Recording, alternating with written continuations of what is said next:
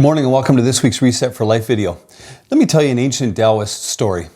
A Chinese farmer gets a horse, which soon runs away. The neighbor says, "You know what, that's bad news." The farmer replies, "Good news, bad news, who can really say?" The horse comes back and really brings another horse with him. Good news, you might say. The farmer gives the second horse to his son, who rides it, and then the son is thrown and badly breaks his leg. "Sorry for your loss," says the concerned neighbor. Good news, bad news, who can say?" the farmer replies. In a week or so, the emperor's men come and take away every able-bodied young man to fight in a war. The farmer's son is spared, and that, of course, is good news. In one of the classic "but God" statements in the scripture, a man named Joseph speaks to his brothers in Genesis 50 verse 20, and he says this, he says, "You intended to harm me, but God intended it all for good." Here's really the backstory, and it's really a doozy. Joseph was the second youngest son of a man named Jacob. Jacob had 12 sons in total, but he loved Joseph the most, and it was obvious to all of the other brothers. As a result, they were very jealous of Joseph, and they secretly sold him into slavery in Egypt when he was just 17 years old. They told their dad that Joseph was mauled by a lion, which of course was a lie.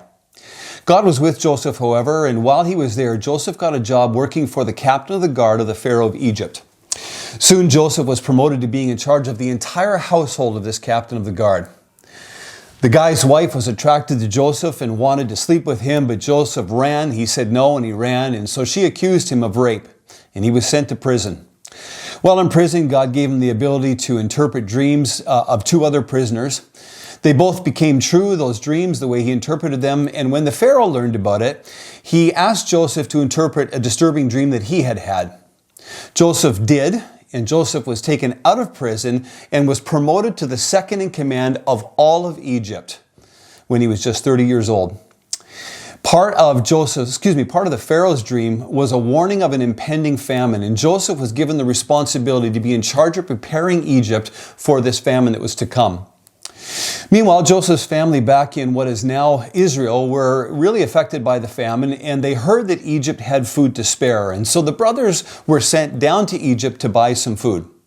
Through a series of events, Joseph eventually revealed himself to them, and then he said to them this famous phrase in Genesis 50, verse 20. Again, he said, "You intended to harm me, but God intended it all for good." I think the best part of the story is that Joseph forgave his brothers and he was really restored to them. His entire family came down to live in Egypt and was saved from the famine. What's really the moral of these two stories?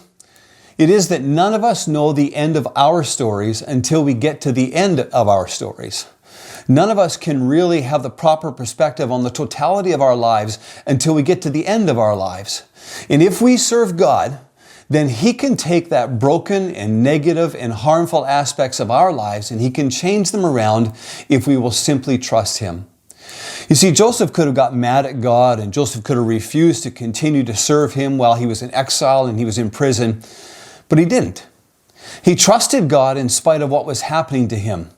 He didn't really observe any of it. He didn't deserve any of it. He didn't ask for any of it. It just happened to him. And maybe that sounds a lot like what's happening in your life. Maybe everything that could go wrong in your life has gone wrong. Maybe your life seems to be one failure, one hurt, one pain, one disappointment, one trial, one abuse, or one letdown after another. Maybe you could say like Joseph, "You know what, I've done everything right, and this is how God repays me." I mean, Joseph could have said that, but he didn't. Our sense of fairness and our sense of justice makes us think that if we do things right, then right things will come our way. Unfortunately, that's not always true. Not in a world that is full of sin and pain, but God. You see, where the devil tries to destroy, God's purposes end up rebuilding if we'll simply trust Him and keep doing the right things. We may see the positive outcome on this side, the positive outcome of our suffering on this side of eternity, or on the other side of eternity. One way or another, we will see it. Joseph's story reminds us that there is never a period at the end of the sentence of our lives until God puts it there. And when all seems lost, when all seems hopeless, when all seems confusing and even uncertain, but God. You see, God knew that this famine was coming, and God prepared Joseph 13 years earlier, before it even came, so that he could respond and ensure that the family stayed safe. God had a plan to build the nation of Israel out of this family. And God has a plan for you, and God has a plan for your life. So no matter what happens to you, and no matter how desperate life gets, can I just encourage you to keep on serving God and keep being faithful to Him? He has an outcome for your life that may not be as dramatic as Joseph's, but if we will let Him, He will reveal Himself to us and to those around us. If we will stay true to Him, He will show Himself. You see, Proverbs 30 verse 11 reminds us that God can turn our mourning into dancing and give us joy in the midst of sorrow. And so instead of looking at what's around us, I think it's important that we keep our eyes fixed on what's above us, God Himself. Even though life doesn't really seem to be going our way, God always has a plan that He is working out. And guess what, friends? It's really good. That's my Reset for Life word for today. God bless.